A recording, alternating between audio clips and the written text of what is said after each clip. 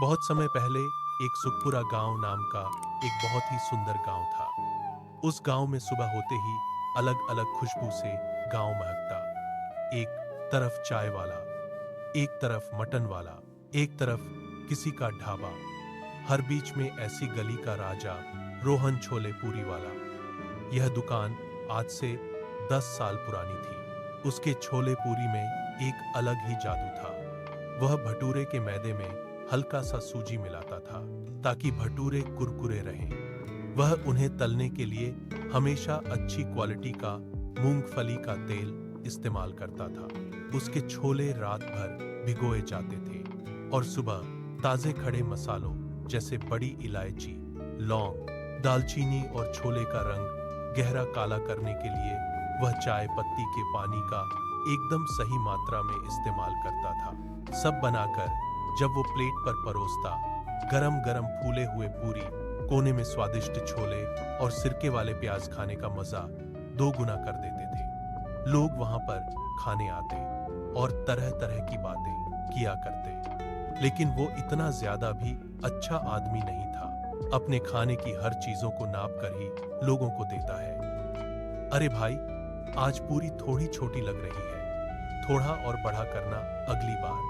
अरे जल्दी जल्दी में बनाया हूं ना, मेरी पत्नी गांव गई हुई है, इसीलिए मुझे थोड़ा छोटा हो गया है। रोहन भले ही स्वाद का राजा था, वह बहुत अच्छा पूरी और छोले बनाता था, लेकिन वह भी बड़ा कंजूस था। रोहन के पीछे था उसी गांव के प्रधान देवेंद्र का हाथ था, जिसके दम पर ही इतना उछलता था। रोहन कोई और नहीं, प्रधान का साला। दोनों ने मिलकर गांव के बहुत सारे जमीनों को हथिया था और गांव वालों के सामने बड़ा अच्छा बना करते थे दोनों। पर कहानी जल्दी मोड़ लेने वाली थी। पास ही के चंद्रपुर गांव में महेश नाम का आदमी अपनी पत्नी किरण और छोटे बेटे गोलू के साथ रहा करता था, किंतु उनकी जीवन रेखा बड़ी डगमगाई हुई थी। अब मैं कहां जाऊंगी सेठ जी, वो भी घर पर नहीं है, कृपया हमें कुछ और दिन का समय दे दें। अरे नहीं नहीं, तुम्हें और समय नहीं दिया जा सकता। आज दूंगा पैसे, कल दूंगा करते हुए 5 महीने बीत गए। अब तुम्हें घर छोड़ना ही होगा। अगर चुका नहीं सकते तो कर्ज लेते ही क्यों हो। तभी महेश आ जाता है। चलो, भाग्यवान जो किसी की मजबूरी न समझे, वहां हम एक पल भी नहीं रह सकते। हाँ हाँ, जाओ, तुम्हें रहने के लिए कहा किसने है। जल्दी विदा होकर मुझे मुक्त करो। जा रहा हूं सेठ जी, आपने हमारी जरूरत के समय कर्ज दिया था, उसके लिए आपका बहुत बहुत धन्यवाद। भाग्यवान, अपना सारा सामान ले आओ, हम यहां से चलते हैं। हम लोग कहां जाएंगे? हमारे पास न रहने के लिए कुछ है, न कोई रिश्तेदार। इसके जैसे लालची व्यक्ति से और मैं विनती नहीं कर सकता। अगर इसके पैर भी पड़ जाऊं तो भी यह घर नहीं छोड़ने वाला। तुम देर मत करो, जो सामान ले आओ। भारी मन और थके हुए कदमों के साथ महेश का परिवार अपने घर की सीमाओं को पीछे छोड़ आया है। रास्ते अनजान है और मंजिल का कोई ठिकाना नहीं है। तपती धूप और लंबी राह ने किरण और गोलू को निढाल कर दिया है, और इधर रोहन अपना छोले पूरी का जादू पूरे गांव में चला रहा था। आओ भैया, आओ हमारे छोले पूरी खाओ। ओ भैया, ओ दीदी, ओ चाचा, आओ आओ, रोहन के हाथ के स्वादिष्ट छोले पूरी खाओ। थोड़े और छोले डालना भाई, इस प्लेट में तुम्हारे छोले पूरी है ही इतने स्वादिष्ट। भैया, स्वाद तो है, इसीलिए नाम है, और छोले खाना है तो मैं उसके भी पैसे लूंगा।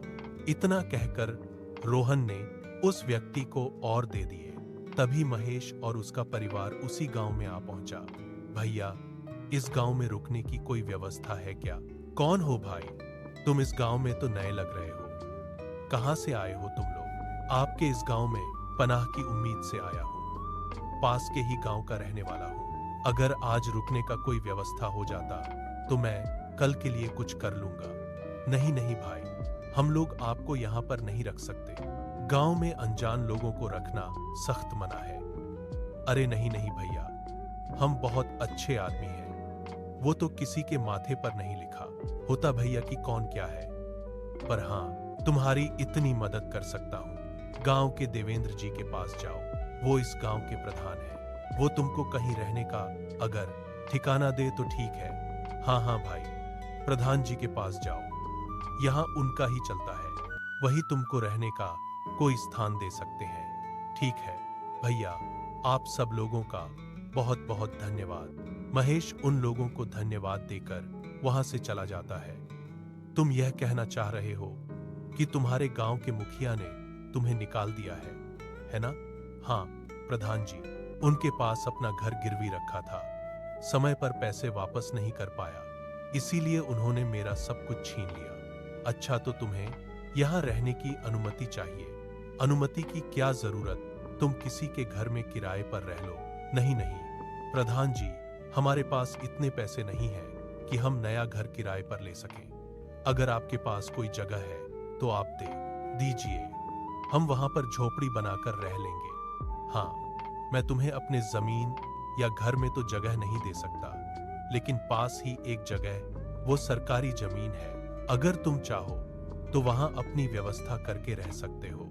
उसकी चिंता आप मत कीजिए, कुछ ही दिनों में सब साफ सफाई करके उसे रौनक में ले आऊंगा। आपका बहुत बहुत धन्यवाद प्रधान। उसके बाद महेश और उसका परिवार जाकर सरकारी जमीन पर एक छोटा सा घर बना लेते हैं। चलिए जी, रहने की तो व्यवस्था हो गई। अब आगे के लिए कुछ सोचा है आपने? क्या करें? अभी तक कुछ नहीं सोचा। मैंने एक तरीका निकाला है, अगर उस हिसाब से काम करें तो हमारा इस गांव में गुजारा हो जाएगा। क्या तरीका है? भाग्यवान, आपने देखा होगा उस छोले पूरी वाले आदमी के पास कितनी भीड़ लग रही थी। हम भी उनके जैसे छोले पूरी अगर लोगों को खिलाते हैं तो हमारा भी काम चल जाएगा। ठीक कह रहे हो भाग्यवान, इतने तो हमारे पास ग्राहक नहीं आएंगे, पर कुछ तो कमाई हो ही जाएगी। अब यहीं से हमारी कहानी मोड़ लेती है। महेश खुशी खुशी एक उम्मीद लेकर बाजार छोले पूरी बनाने के लिए सामान लेने चला जाता है। वह सामान लेकर आता है और अपना छोले पूरी बनाना शुरू करता है। धीरे धीरे उनकी किस्मत बदल जाती है। खाने की खुशबू और अच्छा स्वाद होने के कारण वहां अच्छी खासी भीड़ लगने लगती है, क्योंकि पूरा गांव जानता था प्रधान और उसके साले की करतूतें। अरे भाई, अच्छा किया जो तुमने यहाँ अपना दुकान लगा लिया। रोहन तो बड़े बदतमीजी से बात करता है और उसकी हाइट के जैसे उसकी पूरियां भी छोटी होती जा रही हैं। हाँ भाई, मैंने एक बार उससे अतिरिक्त छोले क्या मांगे, उसने तो 10 रुपये ही जोड़ लिए। अरे यहाँ आप लोगों के लिए थोड़े से छोले और एक पूरी अतिरिक्त मिलती रहेगी, इससे हमें क्या ही घाटा होगा। ऐसे ही महेश लोगों से बहुत ही अच्छे तरीके से बात करता था। कुछ दिनों में उसकी दुकान चल पड़ती है और पूरा गांव उसके पास खाने आने लगता है। उधर रोहन का धंधा कम होने लगता है। इस बंदे को जगह क्या दी, इसने तो मेरा धंधा ही मार दिया। लगता है जीजा से बात करनी पड़ेगी। उसके बाद रोहन तुरंत प्रधान के घर चला जाता है। ओ जीजा जी, कहाँ हो आप? क्या हुआ? रोहन क्यों चिल्ला रहे हो? यह आपने ठीक नहीं किया। जीजा जी, आपने मेरा धंधा बंद कर दिया। अरे क्या हुआ, बताओ तो सही। आपने उसको जगह दी और अब उसने मेरे जैसे ही छोले पूरी का दुकान लगा लिया और कम दाम में लोगों को खिला रहा है। बाहर का आदमी हमारे गांव में आकर अमीर हो जाए, यह बर्दाश्त नहीं हो रहा। मुझे भी बर्दाश्त नहीं हो रहा, पर क्या करें, जिसका व्यापार है वो कर रहा है। इतने सीधे मत बनो जीजा जी। उसे आलोक की जमीन और घर तुम ही हड़पे थे, याद नहीं? मुझे कुछ नहीं पता, उसे इस गांव से निकालो, वरना मैं दीदी से शिकायत कर दूंगा। ठीक है, कल ही चलकर उसे निकालते हैं। और महेश अपनी दुकान पर ग्राहकों को संभाल रहा था। लोग बड़े चाव से छोले पूरी खा रहे थे। बेटा, मुझे कुछ खाने के लिए दे सकते हो? मेरे पास पैसे नहीं है। अरे काका, आप खाओ ना, हमारी भी कभी ऐसी स्थिति थी, आपको पैसे देने की जरूरत नहीं। महेश ऐसे ही लोगों को खाना खिलाता था।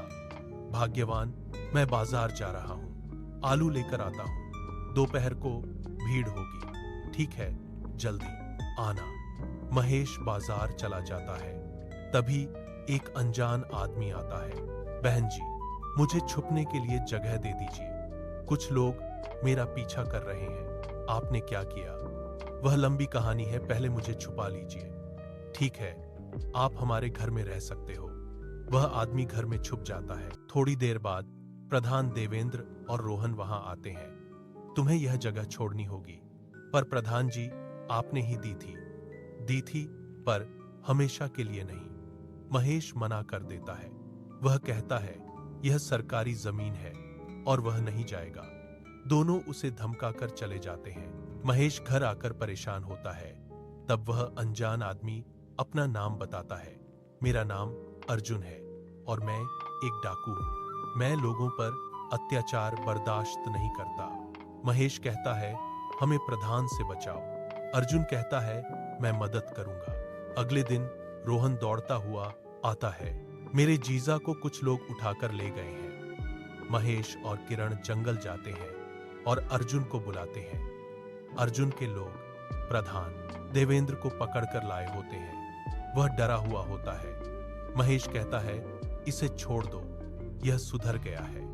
अर्जुन उसे छोड़ देता है। देवेंद्र कहता है, मुझे माफ कर दो। लालच और अहंकार ने मुझे अंधा बना दिया था। महेश कहता है, अब सब मिलजुल कर रहेंगे। उसके बाद सब लोग वापस आ जाते हैं। प्रधान और रोहन का अहंकार टूट चुका होता है और महेश का परिवार खुशी से रहने लगता है।